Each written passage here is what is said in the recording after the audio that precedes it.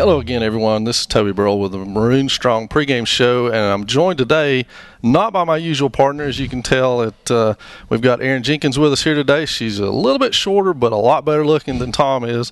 So, Erin, thanks for joining us today for the pregame show, and we've got a big one. We had a huge week last week, and this week leading up to it, we had homecoming last week. You were a part of that. Yes. How was that? It was a lot of fun. It was a great experience, getting to be out there with some great people.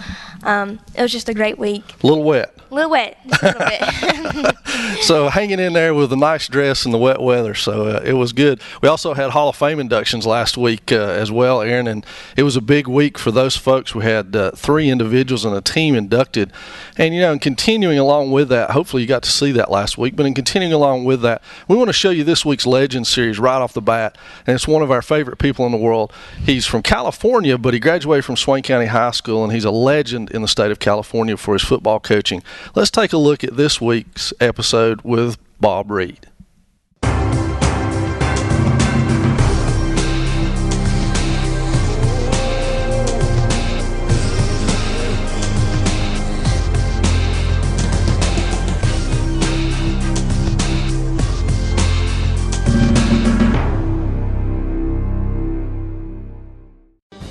Hi, my name is Evan Clapsaddle. In today's Legends Series feature, we discuss Coach Bob Reed, a 1955 standout for the Maroon Devils on the gridiron, as well as a coaching legend in the state of California for nearly 30 years. Coach Bob Reed is a legend in the California coaching ranks. Reed, who is a Swain High graduate, spent 37 years as a teacher at Anderson High School in Anderson, California. Coach Reed was the head varsity football coach at Anderson from 1970 to 1999.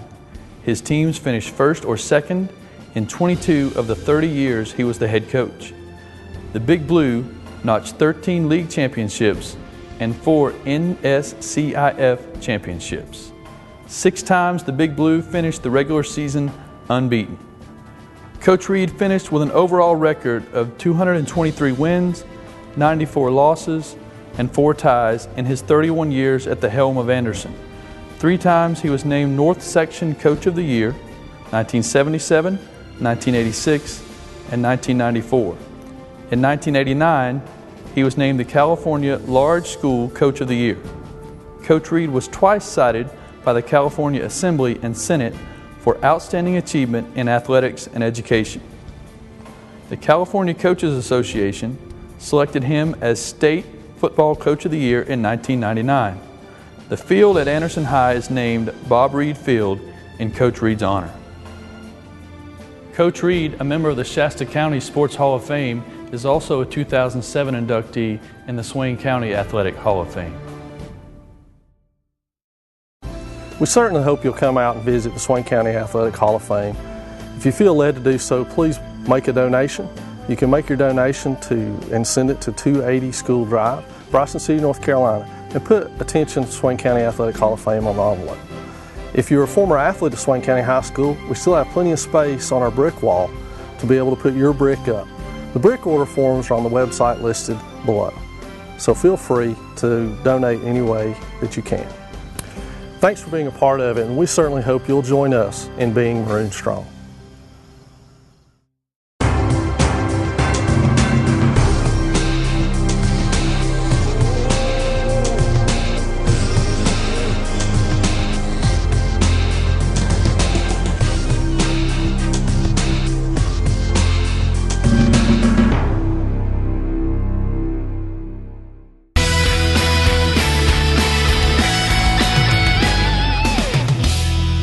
What a great feature on Coach Reed. The lady volleyball team had a big week this week too, but you were there, so.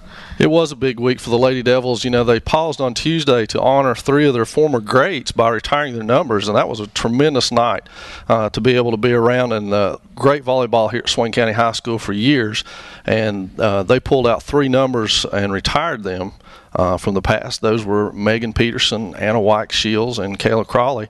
And then on top of that, we pulled a little surprise on Coach Blankenship. She wasn't expecting to be honored, but we we honored her anyway for her 19 years. This is her last season, and it was her final home game of the regular season. We brought out a banner for her as well, and it was quite an evening. It was fun to be there, and hope you were a part of it, watching it on the Maroon Devils Network there. But as big a week as it was, it turned ugly in a hurry for the Lady Devils yesterday as they played Rosman in the match to decide who the number 1 and number 2 seed is. That's all that match was in reality, is to determine who's number 1 and number 2 in the playoffs. And Rosman swept the Lady Devils yesterday 3-0. So Swain will go into the playoffs on Saturday as the number 2 seed. If you want to know what's going on playoff-wise, the best route to do is to stay in tune with the Maroon Devils Network, maroondevils.com, and all of our social media, and we'll break it just as soon as we know it. You talked to Coach B last week about her retiring numbers. How about we go to that?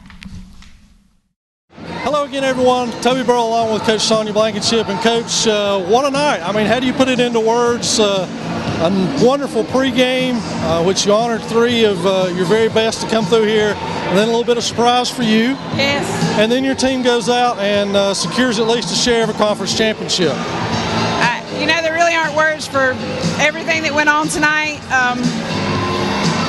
I'm really kind of speechless about everything that happened. I'm so proud of these girls for sharing that title.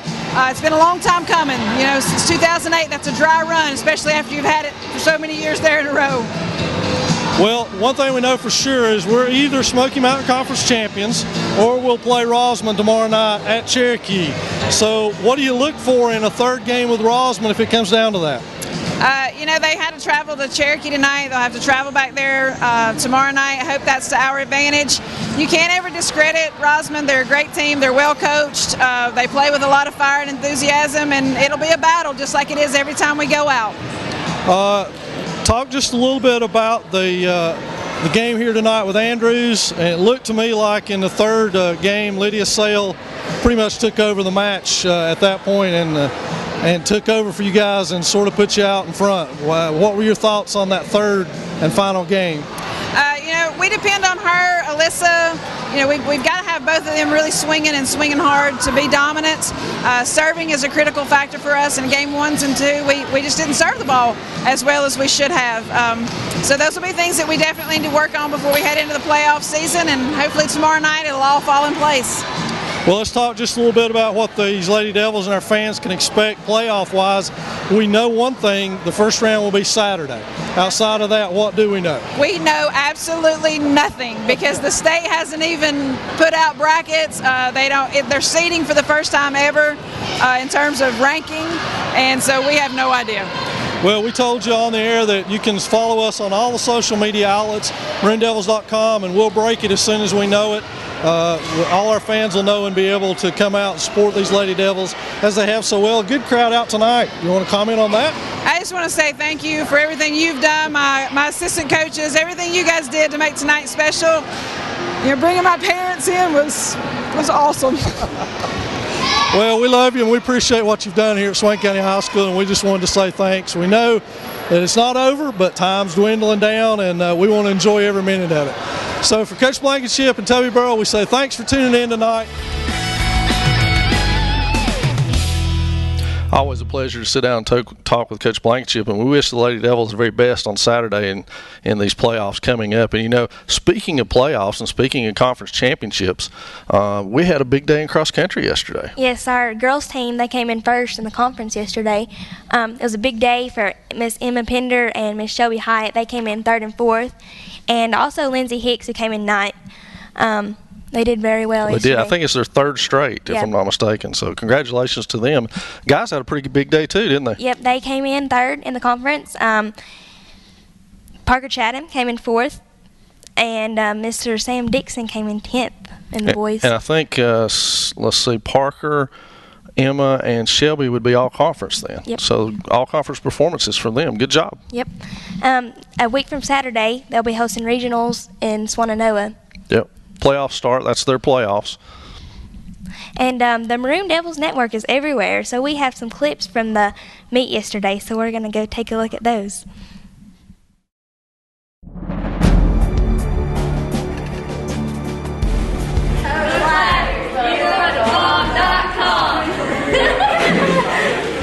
This is the weather.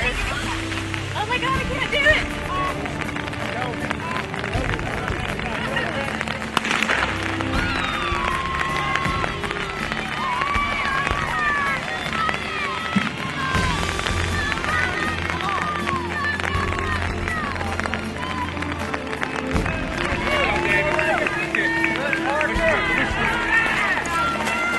Go, Sam. Go, Brett. Hydration issues. Keyword.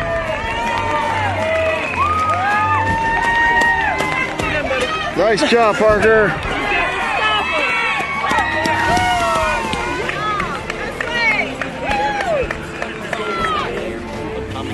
Watch out for the puddle.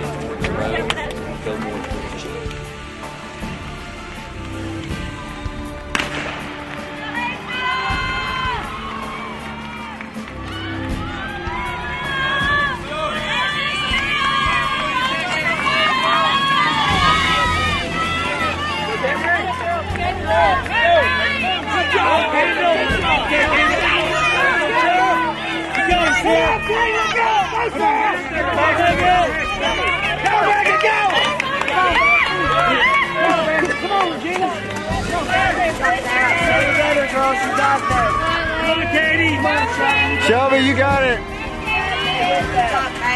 Looking good, Serena. Stay with it. The show. Come on. You're in third. You got this. Keep moving. Come on, Shelby. You look amazing. I know you have the figure. Come on. Get up with Emma. Lindsay, come on. Come on. Listen, you get around and you don't look back. Lindsay, go after Shelby and Emma. Come on. Yeah, come on, JP. Look. Robbinsville, right up there. That's the next one you got to stay with her, JP. Come on, we got the title. Let's go. You got to stay with her. Serena and Jenna, you guys are doing good. Everybody you pass puts them back one. Help your team. Catch us the free, Vicky.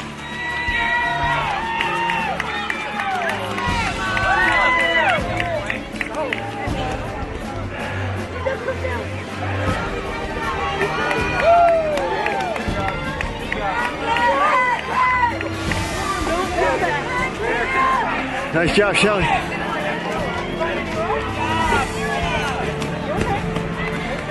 Nice job, Madison.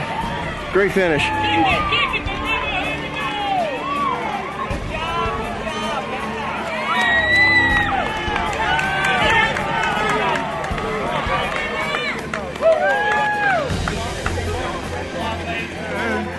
Our new team song is "You're My Sunshine," so you gotta have that in there.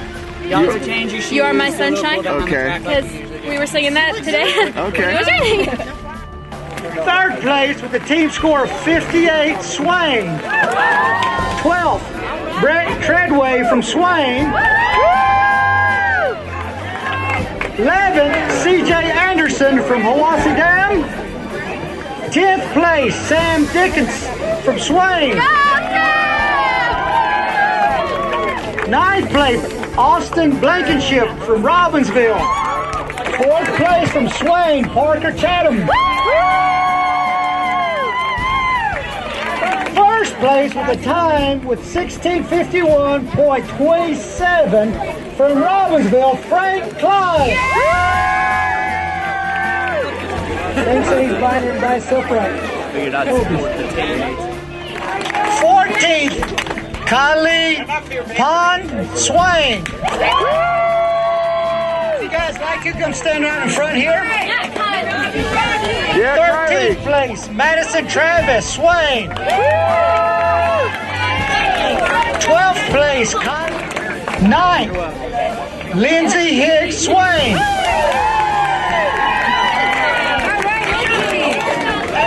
4th place from Swain, Shelby Height. 3rd place from Swain, Emma Hinder. 2nd place, Blakely Moore. And this year's champion individual ladies from Robbinsville with a time of 1932.76. First place, Shonda Martin. Congratulations, ladies. Great run. And this year's champion who takes home the big trophy up here for the ladies with a score of 35, the Smoky Mountain Conference Swain High School.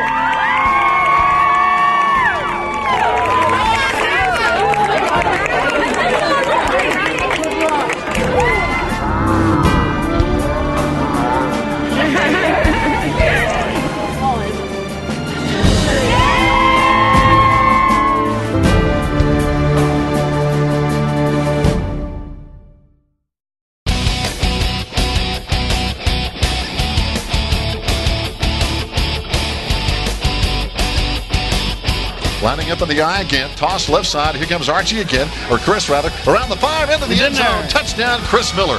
Oh, yeah. Quarterback, everybody else in that kind of a jumbo offensive line, and the quarterback is in the backfield. Taylor whacked him, and then coming up was Jarrett Schuler, whacked him and turned him around again. The man in motion again. It's going to be Kobe again. He gets the handoff on the end around. Here he comes, 35, 40, 45, all the way into Yellow Jacket territory at the 48-yard line. Here comes Jordan Cody again, left side down to the 5, and he's in the touchdown end zone. Jordan Cody.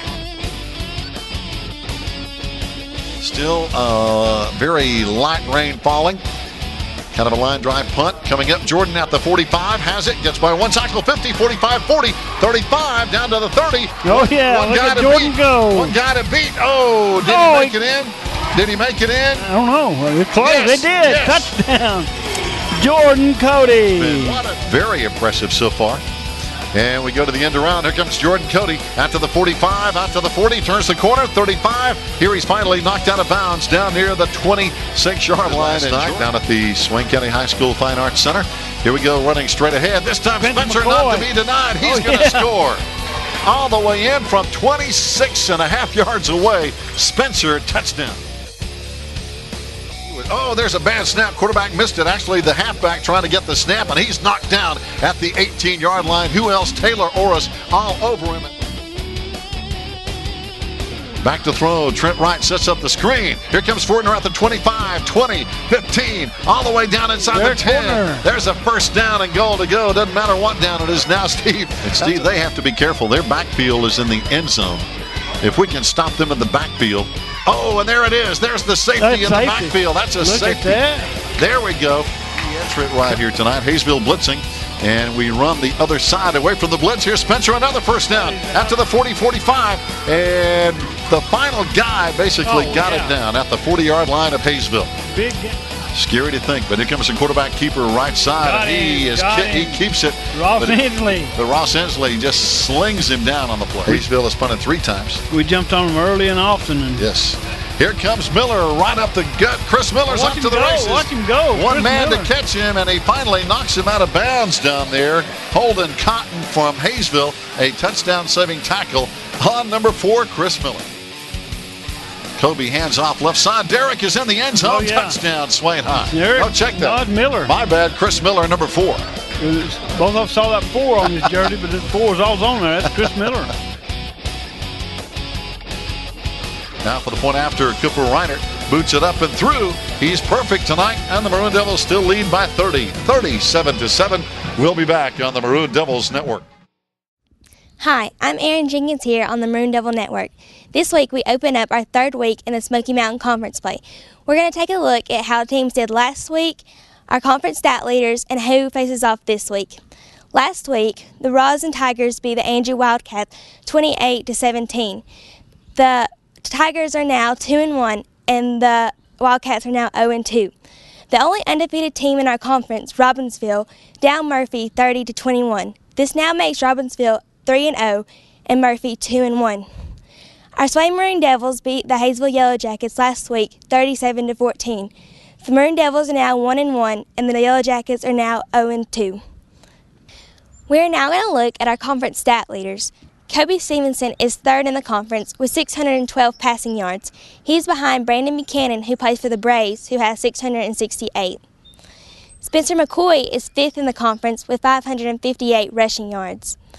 Jordan Cody has 395 receiving yards and places 1st in our conference.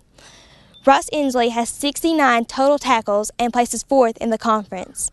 And Angel Bowers has 3 interceptions and places him 2nd in the conference.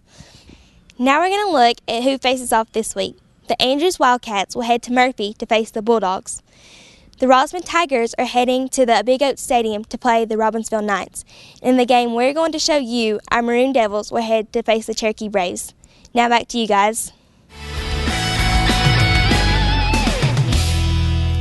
Wow, great job as usual, Aaron. And, you know, that thing, the whole Smoky Mountain Conference standings turned on its ear last week when Robbinsville defeated Murphy over at Robbinsville, and that's got the Maroon Devils having to play catch up at this point. And a big game this week at Cherokee, and that's not something we've said in years past with the Braves. They are much improved this year under Coach Kent Briggs, and I know it's caused a lot of concern for Coach Neil Blankenship. Aaron was able to catch up with him earlier this week and talk to him about this week's game. The Maroon Devils face another stiff challenge this week as they head to Cherokee to face the much-improved Braves. They are 3-4 on the season. We're here with Swain head coach Neil Blankenship. Coach, the Braves have improved much this year, and much of this has been credited to their quarterback, Brandon Buchanan, who is second in the conference with passing yards. What kind of threat does he pose, and how will the Devils go against? Well, the hardest thing about Brandon is not only is he a good passer, he's a great runner. So he's a dual-threat quarterback. So we're going to have to do a good job against the pass and also against the run. And also he's got good receivers. He's got talented receivers that can do something with the football. They're a lot more athletic than they've been in the past, and they've got a lot of weapons out there. On the offensive side, the Maroon Devils got the running game going last week. Spencer McCoy had over 140 yards in rushing. How will the rushing game be this week? Well, our line did a great job last week. I was real pleased with the way they played, and we played much better as a team and as a unit that way, so therefore the rushing game did a good job. Our quarterbacks did a great job of handling that and reading the veer and stuff like that. For us to be successful up there when they have an athletic bunch, our best defense is our offense keeping the ball, so our running game needs to be good this week. And we've had a good week of practice, even with the weather and being wet all week, and I think our running game will be probably one of the most important things this week. Thanks, Coach B. Best of luck. Thank you. Wow, another great job, Aaron, on taking care of business there.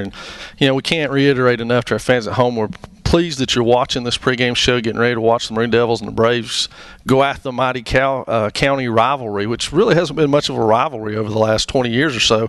But these Braves are a different sort, and they're going to pose quite a problem. And the Maroon Devils, quite frankly, can't afford any letdowns in these last 4 games. 3 of those 4 are on the road. The Cherokee's quarterback, it's second in the conference, Brandon Buchanan. He has 668 passing yards already for the season. Well, I would assume that one of our biggest keys are going to be trying to figure out ways to slow Buchanan down and keep that Braves aerial attack from getting underway. One of the biggest things that could happen up there for them is to get on the board early and get their crowd involved and try to put the Maroon Devils on their heels. So I think stopping Brandon Buchanan is going to be one of the major keys to this football game. Of course, the Maroon Devils have had good success with that. If you think back to the Smoky Mountain game, Zeb Spear came in with similar talk about how good he was and how good he was doing, and the Maroon Devils were able to hold him to under 100 yards. So it's not without precedent that this Maroon Devil defense has been able to handle that. But it's going to be a stern test here tonight, no doubt about that. Right. Coach Blankenship also said that our biggest defense will be our offense. What do you think about that? Yeah, you're exactly correct. And, of course, keeping the ball out of Buchanan's hands is the easiest way to stop him from scoring. And that's sort of what they did to Zeb Spear at Smoky Mountain, is they maintained the ball for the predominant whole first half and kept Buchanan, or not Buchanan, but Spear from being able to do his thing. And it'll be a similar strategy this Friday night.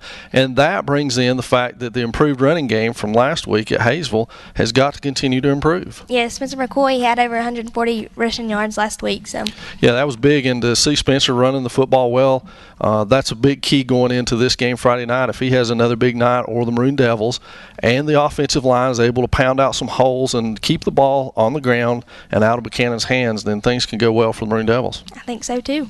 Well, you know what? We're almost to kickoff now, folks. So we're going to throw it over to Steve and Gary. Why don't you guys take it away? Thanks for joining us and making the Maroon Strong Pregame Show part of your Friday afternoon.